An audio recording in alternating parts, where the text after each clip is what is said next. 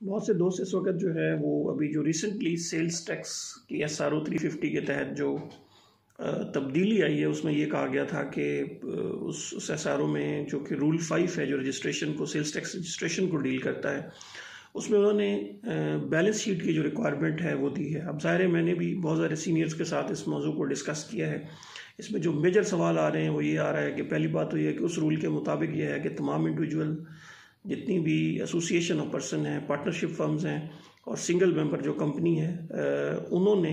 अगर वो 7 मार्च के बाद सेल्स टैक्स में रजिस्टर होती हैं तो उन्हें अपनी जो बैलेंस शीट है वो देनी है। और अगर 7 मार्च से पहले की कोई कंपनी सेल्स टैक्स में रजिस्टर है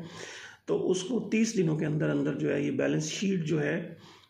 FBR को जमा करानी है। अब सवाल ये आ रहा है कि ये बैलेंस शीट कब से कब तक की होगी। पहली बात तो ये है कि ये बैलेंस शीट अगर आप इन अकाउंटिंग रूल्स को देखें तो एज एट होती है, यानी कि जब आप जमा करा रहे होते हैं या उसके ऊपर जो आप डेट मेंशन करते हैं ये तब तक की होती है, यानी कि ये 2 महीनों की भी हो सकती है, 3 महीनों की भी, 8 महीनों की भी, 9 महीनों की, जब भी आप जमा कराएं ये 1 दिन की भी हो सकती है। तो इसलिए पहली बात तो ये है, लेकिन FBR ने अभी तक इसके ऊपर क्लैरिफाई नहीं किया। दूसरी चीज़, क्या ये बैलेंस शीट देनी कैसे है, तो अभी तो यही लग रहा है कि ये शायद फिज़िकली जाके अपने जो रिस्पेक्टिव कमिश्नर है उसको जमा करानी है। लेकिन इसके ऊपर FBR को बहरहाल कोई ना कोई ऑनलाइन मैकेनिज़्म जो है वो देना चाहिए ताकि लोगों को बैलेंस शीट सबमिट कराने के लिए वहाँ पे कोई टैब हो जहाँ से ये कोई फाइल अटैच हो सके ताकि ऑनलाइन ये जमा हो जाए। और अभी पाकिस्तान टैक्स बार ने भी लेटर लिखा है जिसमें उन्होंने बैलेंस शीट के हवाले से ये कहा है कि ऐसी तमाम जो लोग हैं, एसोसिएशन ऑफ पर्सन हैं, सिंगल मेंबर कंपनीज़ हैं, अगर उन्होंने ऑलरेडी बैलेंस शीट जमा कराई हुई है रिटर्न के साथ तो उनको वहाँ पे नोटिफाई किया जाए, उनको तंग ना किया जाए, दूसरे जिन लोगों ने जमा नहीं कराई उनसे रिसीव कर ली जाए। इसके अलावा जो है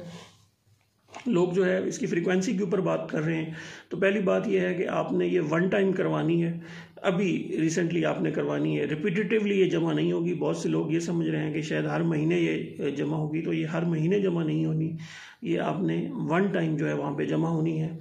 एज एट होनी है। और इसके अलावा अभी FBR ने ये भी क्लियर नहीं किया कि क्या ये ऑडिटेड होगी या अनऑडिटेड होगी, क्योंकि अगर आप सिंगल मेंबर कंपनी की बात करते हैं तो जुलाई के अंदर प्राइवेट लिमिटेड कंपनीज़ के लिए मुश्किल होता है कि वो अपने ऑडिटेड अकाउंट्स जो हैं वो दें। तो इसलिए बहुत सारी क्लैरिफिकेशंस हैं, इसके ऊपर जो है वो FBR को अपफ्रंट पे आना होगा,